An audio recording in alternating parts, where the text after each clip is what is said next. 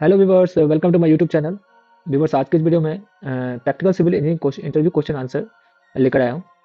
और आज जो मैंने इस वीडियो में जो भी क्वेश्चंस को इंक्लूड किया है वो एक रियल बेस्ड एक प्रैक्टिकल बेस्ड क्वेश्चन आंसर है, जो कि रेप्यूटेड कंस्ट्रक्शन कंपनी के द्वारा पूछा गया है।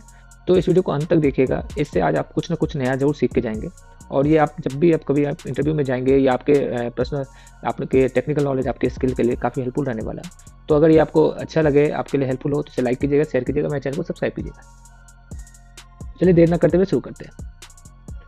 तो व्यूअर, जो सबसे पहला क्वेश्चन है वो है, what is the function of A column in A building.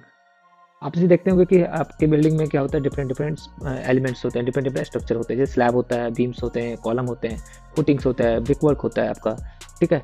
तो जितने भी एलिमेंट्स हैं, जितने भी स्ट्रक्चर है आपका, उसका कुछ ना कुछ फंक्शन होता है, कुछ ना कुछ पर्पस होता है, तभी उसे डिजाइन किया जाता है और तभी उसे कंस्ट्रक्ट किया जाता है। तो उसका क्या फंक्शन होता है, उसी का एक जो पार्ट है आपका वो कॉलम है। वैसे तो मैं आपको पूरे डिटेल में सब बताऊंगा, बट यहाँ पर जो इंटरव्यू द्वारा पूछा गया था कि what is the function of column in A building. तो बिल्डिंग इसका मतलब पूछना चाह रहा है कि कॉलम का क्या पर्पस है, कॉलम का क्या फंक्शन है। ठीक है। तो जो आंसर होना चाहिए वो ये है, a column is a vertical member that supports the load transferred from the superstructure through beams and ultimately to the footings which disperse the load to the ground। अभी क्या कर रहा है कि कॉलम क्या है आपका, एक वर्टिकल मेंबर है, और जो कि क्या करता है कि आपका जो भी लोड ट्रांसफर हो रहा है थ्रू द सुपर स्ट्रक्चर का मतलब एव ऑफ द प्लिंथ लेवल। एव द प्लिंथ लेवल जो भी आपका है लोड, उस लोड को क्या कर रहा है, वर्टिकल मेंबर है कॉलम, वो क्या कर रहा है, ट्रांसफर कर रहा है। कहाँ कर रहा है ट्रांसफर, आपके फुटिंग्स में कर रहा है। और फुटिंग्स फिर क्या कर रहा है, अल्टीमेटली उसको क्या कर रहा है, सॉइल में डिस्पर्स कर रहा है। अब जैसे यहाँ पर एक आपको पिक्चर इसमें अटैच कर दिया हूँ। अब यहाँ पर देख सकते हैं कि यहाँ पर क्या है कि जो भी आपकी लाइव लोड होगी, जो भी आपकी डेड लोड होगी, वो क्या होगी, इस स्लैब पे आएगी। और इस स्लैब से क्या होगा, डेड लोड के साथ अभी लाइव लोड क्या होगी, इस पे होगी स्लैब पे, और इस पर क्या होगी, डेड लोड होगी। डेड लोड आपका क्या हो जाएगा, जितने भी स्ट्रक्चर है उस पर जो भी मटेरियल है, जो भी इस पर आपने कुछ रख रखा है, चाहे आपकी फर्नीचर हो या आपका जो भी हो, ब्रिक वर्क हो, ये सब का लोड क्या आएगा, आपके स्लैब पे आएगा। और स्लैब से फिर क्या जाएगा, बीम में जाएगा। और फिर जब बीम में जाएगा, बीम क्या करेगा, आपका लोड को डिस्ट्रीब्यूट करेगा आपके वर्टिकल मेंबर, जो कि आपका ये कॉलम है। ये आपका क्या है, ये वाला जो आप देख रहे हैं, ये क्या है, आपका कॉलम है। और ये आपका क्या है, बीम है। तो जब आपका स्लैब गया, स्लैब में जो लोड आया, वो लोड कहाँ जाएगा, आपका बीम में। बीम क्या करेगा, उसको जितने भी आपके नंबर्स ऑफ कॉलम है, उस कॉलम में आपको क्या करेगा, ट्रांसफर करेगा उस लोड को। अब फिर वो क्या करेगा, कॉलम आपका क्या करेगा, इस लोड को आपको नीचे की तरफ ट्रांसफर करेगा। नीचे क्या है आपका, फुटिंग्स है, फुटिंग्स में जाकर वो ट्रांसफर होगा। और फिर ये जो फुटिंग्स है, ये फुटिंग्स लोड को कहाँ ट्रांसफर करेगा, जो भी आपकी ग्राउंड होगी, जो भी आपकी सॉइल होगी। तो यही आपसे यहाँ पर इंटरव्यू पूछना चाह रहा है। तो आप आशा करता हूँ कि ये आपके लिए हेल्पफुल रहा होगा, आपको इसमें कुछ इश्यूज नहीं आए होंगे। और आगे अगर ऐसा कुछ इंटरव्यू की तरह पूछा जाता है तो आप आपको उसको इजीली जवाब दे सकेंगे। तो जो आज का नेक्स्ट क्वेश्चन है वो है, when is the possibility of segregation of concrete more likely. अभी आपसे ये पूछ रहा है सेग्रीगेशन होने के चांसेस कब होते हैं कंक्रीट में, ये पूछना चाह रहा है। तो सेग्रीगेशन पहले होता क्या है वो समझते हैं। सेग्रीगेशन बेसिकली क्या होता है, जब भी आपकी कंक्रीट मिक्स होती है, उसमें क्या होता है, सीमेंट, सैंड, एग्रीगेट और वाटर का मिक्सर होता है। ठीक है। जब भी आपका जो भी आपका उसमें इंग्रेडिएंट्स आपने यूज किया है, जैसे सीमेंट हो गया, सैंड हो गया, और आपका जो एग्रीगेट है, जब आप देखेंगे कि सीमेंट और सैंड की जो स्लरी है वो आपकी एग्रीगेट से क्या हो रही है, अलग हो रही है। मतलब आप देखेंगे कि एक तरफ आपकी एग्रीगेट जा रही है और एक तरफ आपका स्लरी जा रहा है, तो वो क्या कहलाता है, सेग्रीगेशन कहलाता है। अभी मैं देखिएगा कि आप यहाँ पर एक फोटो भी लगा रखा है ताकि आपको एक विजुअलाइजेशन क्लियर हो। तो आप यहाँ देखेंगे कि ये जो कंक्रीट है, इसमें देखेंगे इस पार्ट में आप देखेंगे सारा एग्रीगेट यहाँ पर आ गया है, और स्लरी आप देखेंगे इस साइड में है, स्लरी यहाँ पर है। तो यहाँ पर ये क्या है, सेग्रीगेट हो गया है। मतलब आपका जो एग्रीगेट है आपके सीमेंट स्लरी से क्या हो गया, अलग हो गया है। इसको क्या बोलते हैं, सेग्रीगेशन। और ये कब होता है, सेग्रीगेशन बेसिकली होने के चांसेस कब होते हैं, जब आपका वाटर सीमेंट रेशियो क्या है, हाई है। अगर आपने क्या किया, किसी कंक्रीट में आपको एबनॉर्मली उसमें क्या किया, वाटर को मिक्स कर दिया। तो जब वाटर मिक्स हो जाएगा तो आपका क्या हो जाएगा, जो आपकी कंक्रीट बनेगी वो क्या बनेगी, बिल्कुल ही पतली हो जाएगी, लीन हो जाएगी। और वो क्या करेगा, आपका जो स्लरी होगा वो अलग फ्लो करेगा और एग्रीगेट आपका अलग हो जाएगा। तो एक ये चांसेस हो जाता है। दूसरा क्या होता है, the ratio of the coarse aggregate is much more than the specified proportion. अभी जैसे आपको अगर रेशियो दिया गया है 1:2:4 का, ठीक है, तो आपने यहाँ पर अगर 4 आपका एग्रीगेट का रेशियो और आपने 4 की जगह 6 डाल दिया, 8 डाल दिया, तो क्या हो जाएगा, यहाँ पर एग्रीगेट की क्वांटिटी ज़्यादा हो जाएगी। अब क्या होगा, स्लरी वहाँ पर कम पड़ जाएगा, और स्लरी क्या होगा, फिर आपको यहाँ पर सिर्फ एग्रीगेट ही दिखेगा। तो वो भी एक कारण हो सकता है। और जो नेक्स्ट रीजन हो सकता है वो हो जाता है कोर्स ग्रेडिंग इज यूज्ड। अभी क्या है कि अभी जब आपको एग्रीगेट दिया जाता है तो उसमें 20 mm या 10 mm या दोनों, आपको प्रेफर बोला जाता है कि आपको ऐड करना है, आप 20 mm की जगह 30 mm यूज़ कर लिए, या जो आपका 20 mm और 10 mm का जो रेशियो है उसमें आपने ऊपर नीचे कर दिया, अभी कभी आप 20 mm का ज़्यादा परसेंटेज यूज़ कर लिए, 10 mm का कम यूज़ किए, तो इसकी वजह से क्या हो जाता है कि यहाँ पर जब आप जैसे ही आप साइज़ बढ़ाएंगे आप अपने एग्रीगेट का, तो सेग्रीगेशन होने के चांसेज बढ़ जाते हैं। चलिए जो नेक्स्ट क्वेश्चन है वो है what is the full form of TMT बार। आपने देखा होगा कि आपकी जो रेनफोर्समेंट बार आती है वो आपकी एक होती है HYSD बार, एक होती है TMT बार, ठीक है। तो एक होती है प्लेन बार, तो प्लेन बार तो अब नहीं यूज होता है, ठीक है। अभी तो अब HYSD बार या TMT बार ही होता है। तो TMT बार का क्या मतलब है, TMT का फुल फॉर्म क्या है? तो TMT बार का फुल फॉर्म है थर्मोमैकेनिकली ट्रीटमेंट बार, ठीक है। ये बेसिकली एक आपका प्रोसेस है बार मैन्युफैक्चरिंग का। तो TMT bars are favoured for their high strength and corrosion resistance. ये क्या होता है, ये कब यूज किया जाता है, जब आजकल क्या हो रहा है कि हाई राइज बिल्डिंग बन रही है, अब लोड आ रहा है, अर्थक्वेक ज़्यादा आ रहा है, तो इसकी वजह से क्या हो रहा है, वहाँ पर जो डिज़ाइन किया जा रहा है उसमें जो आपकी रेनफोर्समेंट की रिक्वायरमेंट होती है वो हाई स्ट्रेंथ के लिए होती है, ठीक है, और कोरोजन रेसिस्टेंस के लिए। तो ये आपका देखेंगे आप जो भी आपके साइड पे होगा वहाँ पर कोई ना कोई मैन्युफैक्चर होगा, चाहे वो टाटा स्टील है, चाहे वो आपका विजाक हो, या फिर आपका JSW हो, सेल हो, यहाँ पर वो कंपनी का नेम होगा जो मैन्युफैक्चर है, यहाँ पर किस टाइप का बार है वो लिखा होगा, TMT बार यहाँ लिखा हुआ है, और यहाँ पर वो ग्रेड लिखा होगा कि किस ग्रेड का है, 500D, 500, 550D, ठीक है। तो ये लिखा होगा, आप अपने साइट पर आप चेक कर सकते हैं कि आप कौन सा बार यूज कर रहे हैं। चलिए जो नेक्स्ट क्वेश्चन है वो है what do you mean by honeycomb in concrete. Honeycomb जब क्वालिटी पर्सपेक्टिव में अगर बात करें तो ये क्वेश्चन बहुत ही इंपॉर्टेंट है आपके लिए कि अगर आप साइट पे कहीं पर एग्जीक्यूट करा रहे हैं कोई काम, ठीक है, आप कंक्रीटिंग करा रहे हैं, तो आपको हनीकॉम्ब के बारे में आइडिया होना चाहिए, और हनीकॉम्ब किस रीजन से आता है, किस वजह से होने के चांसेज होते हैं, उसको भी समझना जरूरी है। तो honeycomb refers to the voids और एयर पॉकेट्स इन कंक्रीट। जब भी आप कंक्रीट करा रहे हैं, ठीक है, ये आपका मोल्ड है, तो आपने जब इसमें कंक्रीट पोर किया तो आपने क्या सपोज किया कि ये कंक्रीट ये पूरे एरिया में जाके क्या होगा, प्रॉपर्ली फिल होगा, ठीक है। बट क्या होगा, ड्यू टू सम रीजन्स, कुछ ऐसे रीजन्स हैं जो साइड पे अगर आपने उसको नज़रअंदाज किया तो क्या होगा, यहाँ पर जब आप फिल करेंगे तो आपको ये दिखेगा कि आपने फिल तो कर दिया बट यहाँ पर क्या बन गया, पॉकेट बन गया, देखेंगे यहाँ पर आपकी वॉइड आ गई है, यहाँ पर आपकी वॉइड आ गई है, ठीक है, देखेंगे आप यहाँ पर वॉइड आ गई। तो इसके आने से क्या होता है, ये आपकी हनीकॉम्ब बना रही है, हनीकॉम्ब जैसा आपको दिख रहा है ना, ये आपकी हनीकॉम्ब दिख रही है। आपको इसमें क्या देखेंगे कि आपकी एग्रीगेट आ गई, साथ ही साथ इसमें गैप बना हुआ है, इसमें वॉइड्स हैं, ठीक है। तो इसका अगर ये हनीकॉम्ब आ जाता है तो इससे क्या लॉसेस हो सकते हैं, एक तो क्या होगा कि आपकी जो ये स्ट्रक्चर है वो वीक हो जाएगी, एक तो वीक हो जाएगा, ठीक है। दूसरा क्या हो जाएगा कि ये फिर पोरस हो जाएगा। पोरस मतलब हो गया कि अगर आपका बाहर का जो भी आपका एनवायरनमेंट है उसमें जो भी अगर नमी आएगी, मॉइस्चर आएगी, या कभी भी आपका अगर कोई वाटर आ गया या आप वाटर के कांटेक्ट में आएगा, तो क्या होगा, ये वाटर इसको क्या करेगा, आपके रेनफोर्समेंट को क्या करेगा, कोरोजन करेगा, और फिर क्या होगी, आपकी रेनफोर्समेंट खराब हो जाएगी, डैमेज हो जाएगी, और इससे वजह से क्या होता है, आपका स्ट्रक्चर फेलियर हो जाएगा। अब इसके आने के चांसेस क्यों होते हैं, पहला तो ये, अभी इसका वाटर सीमेंट रेशियो अगर जो है, वाटर सीमेंट रेशियो आपने क्या कर दिया है, ज़्यादा ले लिया है, तो उसमें क्या होगा कि स्लरी ज़्यादा लीन हो जाएगा, स्लरी पतला हो जाएगा, और क्या होगा, वो फिर आपके फॉर्म वर्क से निकल गया, या फिर आपका कहीं पर आप देखेंगे कि एग्रीगेट एक जगह हो गया, स्लरी एक तरफ चला गया, इसकी वजह से भी हो जाता है। दूसरा क्या होता है कि आपने मिक्सिंग जो की है, तो जो उसमें आपका रेशियो दिया गया वो प्रॉपर रेशियो नहीं है, ठीक है। तीसरा रीज़न क्या हो सकता है कि आपने जो भी एग्रीगेट की साइज ली है वो क्या की है कि जो भी डिफाइन किया गया है, जो भी आपका को रिकमेंड किया गया, आपने उससे ज़्यादा ले लिया है। चौथा रीज़न क्या हो सकता है कि आपने जो कवर, देखिए आपकी जो ये शटरिंग है और आपकी ये रेनफोर्समेंट है, इसके बीच में जो एक कवर प्रोवाइड किया जाता है कि आपको इतना कवर प्रोवाइड करना है, और वो हर एक स्ट्रक्चर के लिए अलग अलग होता है। जैसे आपकी फुटिंग के लिए 50 mm हो गया, आपकी जो कॉलम है उसके लिए 40 mm होता है। तो अगर आपने 40 mm से कम अगर 20 mm का कवर कर दिया, या मान लीजिए 15 mm का कवर कहीं दे दिया, या कहीं रेनफोर्समेंट से आपने चिपका कर रख दिया, तो यहाँ पर क्या होगा कि आपकी स्लरी नहीं जा पाएगी, और इसकी वजह से क्या हो जाएगा, वर्ड्स आने के चांसेज आ जाएंगे। और जो नेक्स्ट और रीज़न हो सकता है वो हो सकता है कि आपने प्रॉपर इसमें वाइब्रेटर यूज नहीं किया है, आपने इसमें वाइब्रेशन नहीं किया है, ठीक है। तो जब आप वाइब्रेटर यूज नहीं करते हैं तो क्या होता है कि आपके जो इसके अंदर जो भी कंक्रीट गया है, तो कंक्रीट क्या होता है, प्रॉपर्ली डिस्पर्स नहीं हो पाता, प्रॉपर्ली जाके बैठ नहीं पाता, सेटल नहीं हो पाता है, ठीक है। तो जहाँ पर कंक्रीट, जैसे आप देखिए कंक्रीट आपने पोर किया, अब कंक्रीट यहीं पर आके ऐसे फंस गई और नीचे वाला एरिया में गया ही नहीं, तो यहाँ पर क्या होगा, यहाँ पर वॉइड बन जाएगा। जब आप वाइब्रेटर यूज करेंगे तो क्या होगा, वाइब्रेशन से ये एक सेटल होगा, और फिर क्या होगा, ये चारों तरफ अच्छे से पूरी तरह से फैल जाएगा। तो ये सब रीजन है हनीकॉम्ब आने के, जो कि साइट पे आप जब भी एग्जीक्यूट कराते हैं तो उस पर क्वालिटी कंट्रोल में आप अगर इस पर ध्यान देंगे तो ये हनीकॉम्ब आने के चांसेस कम हो जाएंगे। जो देखिए नेक्स्ट क्वेश्चन है what are the methods of curing. आप कोई भी कंक्रीटिंग करते हैं तो कंक्रीटिंग को क्यूरिंग की रिक्वायरमेंट होती है, क्यों क्यूरिंग की रिक्वायरमेंट इसलिए होती है ताकि वो क्या करे, 7 डेज या 28 डेज में जो भी उसका डिजाइन स्ट्रेंथ है वो अचीव कर पाए।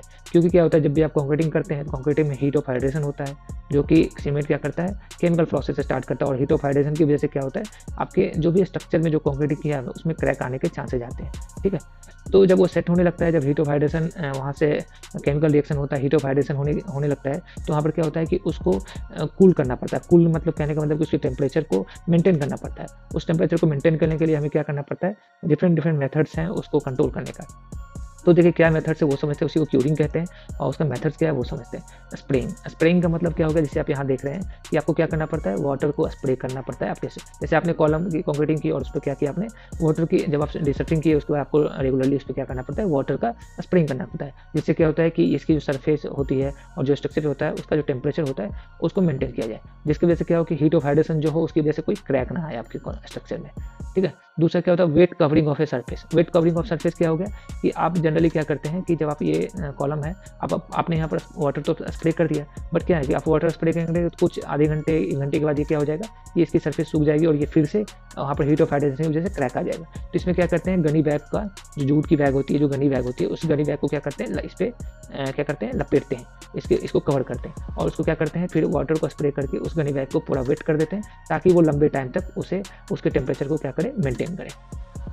तीसरा क्या होता है कि जब भी आपकी क्यूरिंग आप करते हैं तो क्या होता है, जब सीमेंट क्या करता है, वाटर के साथ रिएक्शन करता है, और वहाँ से क्या होता है, तो उसमें एक केमिकल प्रोसेस होता है जो कि हार्ड होना शुरू, जिसकी वजह से वो हार्ड होना शुरू हो जाता है, और साथ ही साथ उसमें जो हीट ऑफ हाइड्रेशन होता है वो वहाँ से रिलीज होता है। तो अभी अगर आप इसमें रेगुलर वाटर देते हैं, जो भी आपने वाटर मिक्स किया है, तो क्या होगा, ड्यू टू द टेम्परेचर, अगर हीट ऑफ हाइड्रेशन ज़्यादा होगा या फिर ड्यू टू टेम्परेचर हाई होने की वजह से क्या होगा कि वो जल्दी जल्दी रिएक्ट करना शुरू कर जाएगा। एक तो आपने इसको टेम्परेचर मेंटेन किया, साथ ही साथ आप जब उसमें वाटर को स्प्रे करेंगे, इससे क्या होगा कि उसके हीट ऑफ हाइड्रेशन में भी वो हेल्पफुल रहेगा, और उसको क्या करेगा, सेट होने में टाइम लेगा, और प्रॉपर स्लोली प्रोसेस के साथ वो सेट होगा। इससे क्या होगा कि क्रैक आने के चांसेस कम होंगे। फिर क्या है, पॉन्डिंग।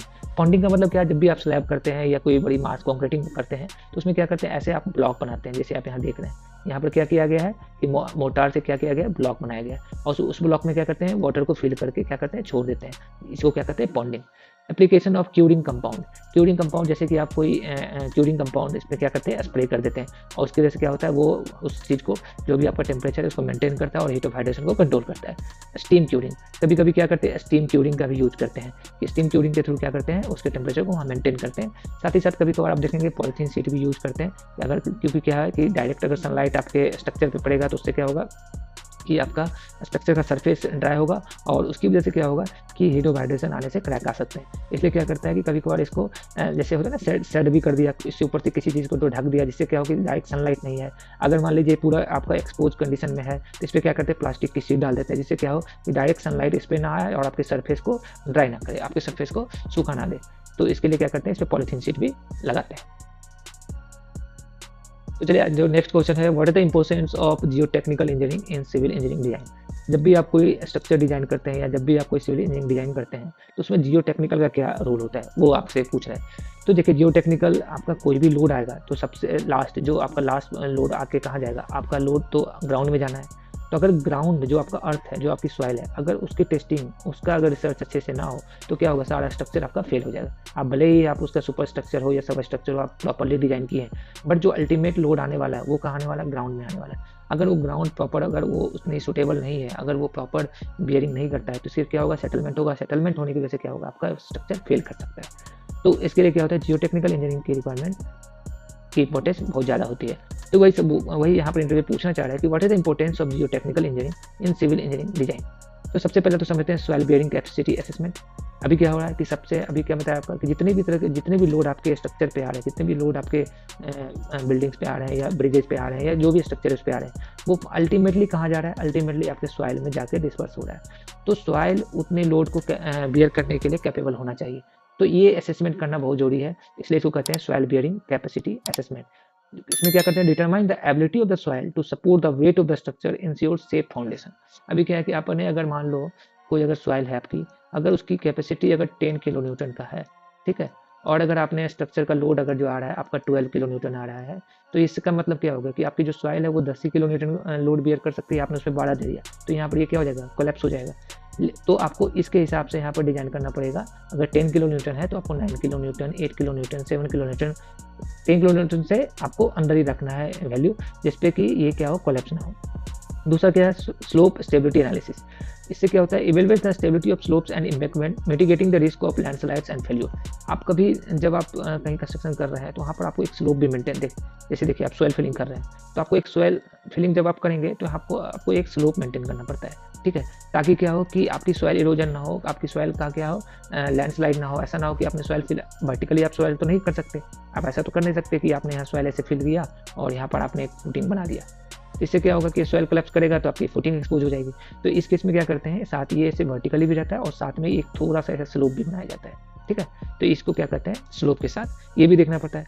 ग्राउंड इंप्रूवमेंट टेक्निक, अगर आपकी मान लो कि सॉइल बियरिंग कैपेसिटी वीक है, ठीक है, तो उसको कैसे किया जा सकता है कि उसकी बियरिंग कैपेसिटी को बढ़ाया जा सकता है, ठीक है, तो उसको भी देखना पड़ता है। नेक्स्ट क्या होता है, ground water control addresses ground water condition to prevent excessive uplift settlement of the structure ensuring a long term durability.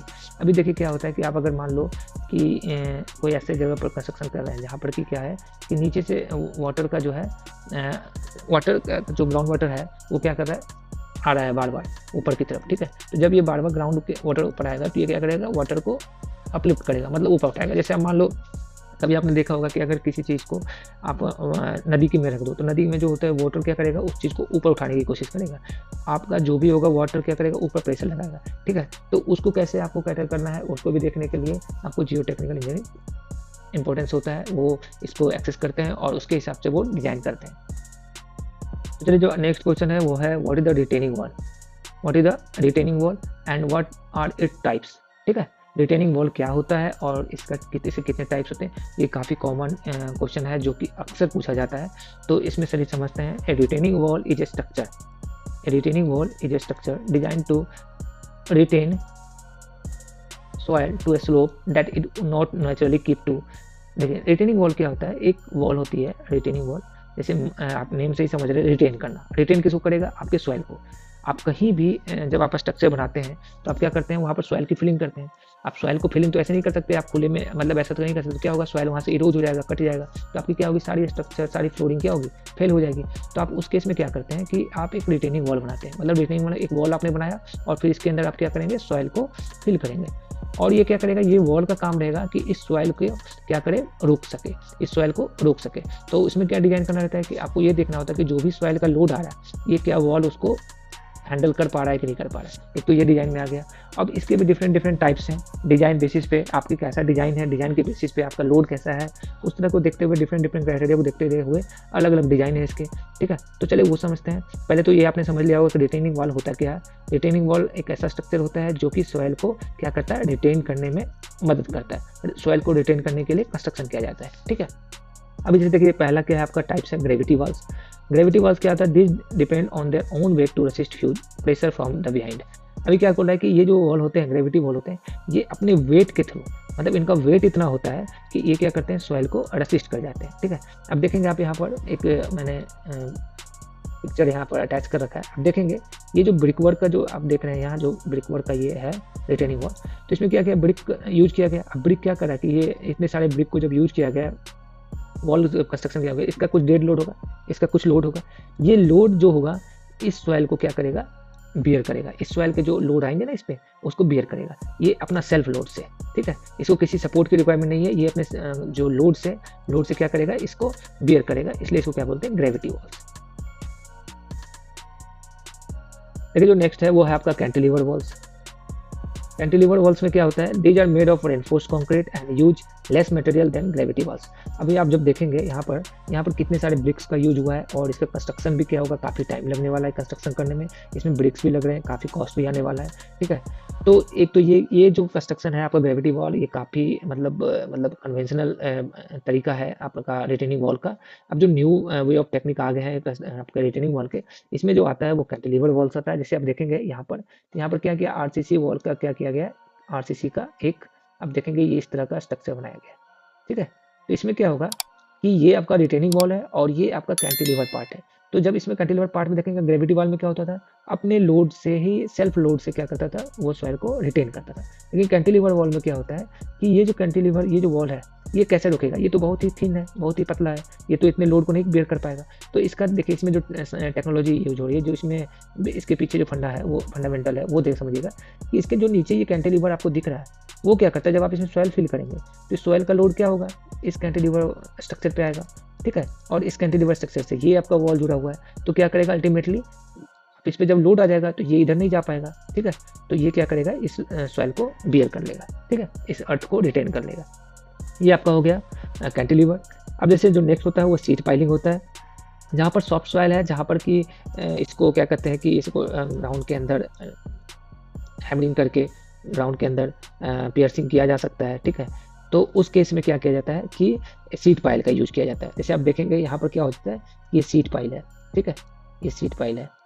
तो यहाँ पर क्या होगा कि इसको हैमरिंग करके इसको ग्राउंड में क्या किया जाता है, मतलब जो आपको समझिए कि 1 मीटर की आपको फिलिंग करनी है, ठीक है। तो इसको 1 मीटर 2 मीटर ग्राउंड के नीचे जो आपका एनजीएल होगी, जो नेचुरल ग्राउंड होगा, उसके नीचे इसको क्या किया जाता है, नीचे हैमरिंग करके ले जाया जाता है। और फिर क्या किया जाता है कि ये जब नीचे चला गया तो इसके जो कुछ पार्ट्स होंगे वो तो सॉइल में चले गए, और सॉइल में क्या करेगा, इसको दोनों तरफ से इसको क्या किया है, पकड़ के रखा है, इसको दोनों तरफ से क्या करेगा, एक मतलब बाउंड करके रखा है। तो ये क्या करेगा, इधर से जो भी सॉइल का प्रेशर आएगा उसको रिटेन करेगा। तो ये आपकी होती है सीट पाइलिंग वॉल। देखिए जो नेक्स्ट होता है वो एंकर्ड वॉल होता है। एंकर्ड वॉल में क्या होता है कि जैसा कि अभी कैंटिलीवर में आपको बताया था कि ये आपकी कैंटिलीवर होती है। इसमें क्या होता है कि लोड इस पे आता है, और इस पे क्या हो जाता है कि जो सॉइल फिल कर रहे हैं उसका लोड आ गया, डेड लोड। तो इसकी वजह से जब ये अटैच है तो क्या होता है कि आपका ये कहीं जाने नहीं देगा, इसको ओवरटर्न नहीं करने देगा। इसकी वजह से क्या होगा, ये सॉइल को रिटेन कर लेगा। लेकिन आपका तो यहाँ पर देखेंगे कि ये भी जो भी लोड आ रहा है वो कौन इसको रोक रहा है, यही तो हेल्प कर रहा है ना। ये तो आपका कब का निकल जाएगा, अगर ये ना हो तो ये निकल जाएगा। तो आपको ये एंकर पकड़ के कौन रख रहा है, ये यही पकड़ के रख रहा है, क्योंकि इसी पे लोड आ रहा है, और ये लोड आने की वजह से ये खिसक नहीं पा रहा है, तो इसकी वजह से ये नहीं खिसक पा रहा और ये रिटेन कर ले रहा है। उसी तरह के एंकर्ड वॉल में क्या होता है कि ये आपका जो वर्टिकल मेंबर है, ये जो वर्टिकल मेंबर है उसको क्या किया जाता है, एंकरिंग किया जाता है। देखेंगे आप यहाँ पर देखेंगे एंकरिंग किया गया है, ठीक है। एंकरिंग करके आपको जो इधर स्ट्रक्चर आपका जो सॉइल आएगा उसमें जाकर वो एंकर करके, चाहे वो केबल से किया गया हो या किसी अदर वे में किया जाता है, उसको एंकरिंग करके इसी में इंस्टॉल किया जाता है, और फिर इसमें क्या किया जाता है, सॉइल को फिल किया जाता है। तो इसमें क्या होगा कि जब भी आपका लोड आएगा तो ये एंकर होने की वजह से वो बाहर नहीं जा पाएगा, और ये क्या करेगा, रिटेन कर लेगा। नेक्स्ट है आपका मैकेनिकली स्टेबलाइज्ड अर्थ, एमएसई वॉल्स। इसमें क्या होता है कि ये आपका कंपोजिट स्ट्रक्चर होता है। इसमें आपको कॉम्पैक्टेड बैकफिलिंग भी होती है, जैसे आपको ग्रेजुअली अपने बैकफिलिंग की और उसको क्या किया, कॉम्पैक्ट किया। और साथ ही साथ क्या होता है, सॉइल की रेनफोर्सिंग भी की जाती है। आपने सॉइल नेलिंग के बारे में सुना होगा, ठीक है, उसमें रेनफोर्सिंग भी की जाती है। इसकी वजह से क्या होता है कि ये आपका जो आपकी फिलिंग हो रही है उसी को क्या किया जाता है, इतनी स्ट्रॉन्ग बनाया जाता है ताकि उस रिटेनिंग वाल उसको क्या कर सके, बियर कर सके। देखिए जो नेक्स्ट क्वेश्चन है वो है what is the difference between ultimate stress and yield stress. Ultimate stress और यील्ड स्ट्रेस में क्या डिफरेंस है, तो एज पर डेफिनेशन क्या होता है, ultimate stress also known as tensile stress is the maximum stress that a material can withstand while being stressed or pulled before breaking। आप जैसे देख लो कि यहाँ पर कोई भी एक आपने लिया, एक मान लो आपने बार लिया, बार को आप क्या करेंगे, एक इधर से पुल करें, दोनों साइड से जब आप पुल करेंगे तो एक समय ऐसा आएगा, एक लोड ऐसा इतना आएगा कि ये बीच से क्या होगा, ब्रेक हो जाएगा, ठीक है। तो जब जितने लोड पे जाके ये ब्रेक हो जा रहा है वो उसकी क्या कहलाती है, अल्टीमेट स्ट्रेस या टेंसाइल स्ट्रेस, ठीक है। अगर यील्ड स्ट्रेस की बात करें तो यील्ड स्ट्रेस क्या होता है, yield stress is the state at which material begins to deform plastically permanently after the yield point some fraction of the deformation will be permanent and non-reversible even when the load is removed। अब जैसे क्या हुआ कि आपने किसी चीज़ को क्या किया, जैसे आप रबर को देखते हैं, किसी रबर को आप जब पुल करते हैं तो पुल करने से बाद क्या होता है, जब उसको आप फिर प्रेशर जब आप पुल कर रहे हैं, जब आप उसको स्ट्रेस लगा रहे हैं, जब आपको पुल कर रहे हैं, तब पुलिंग लोड को जब आप छोड़ते हैं तो फिर से वापस वो अपने जो शेप में है उसमें चला आता है। लेकिन क्या होता है कि जब कुछ ऐसे मटेरियल होते हैं, जब आप उसको पुल कर रहे हैं तो पुल करने के बाद एक लोड के बाद वो देखेंगे कि आप उसका स्ट्रक्चर चेंज होने लगता है, आप देखेंगे कि वो परमानेंटली डिफॉर्म होने लगता है। तो उस लोड को क्या कहते हैं हम लोग, यील्ड स्ट्रेस बोलते हैं। तो आशा करता हूँ कि ये वीडियो में जितने भी क्वेश्चंस आपके साथ शेयर किया हूँ इससे आपने आज कुछ नया जरूर सीखा होगा और ये आपके लिए हेल्पफुल भी रहा होगा। अगर ये आपके लिए हेल्पफुल रहा होगा तो मेरे चैनल को लाइक कीजिएगा, मेरे इस वीडियो को लाइक कीजिएगा, मेरे चैनल को सब्सक्राइब कीजिएगा और इस वीडियो को अपने दोस्तों के साथ जरूर शेयर कीजिएगा जो भी अगर सिविल इंजीनियरिंग से जुड़े हुए हैं और वो अपने इंटरव्यू के लिए प्रिपरेशन कर रहे हैं, तो ये वीडियो उनके लिए काफ़ी हेल्पफुल रहने वाला। तो प्लीज़ लाइक शेयर सब्सक्राइब मेरे चैनल। धन्यवाद।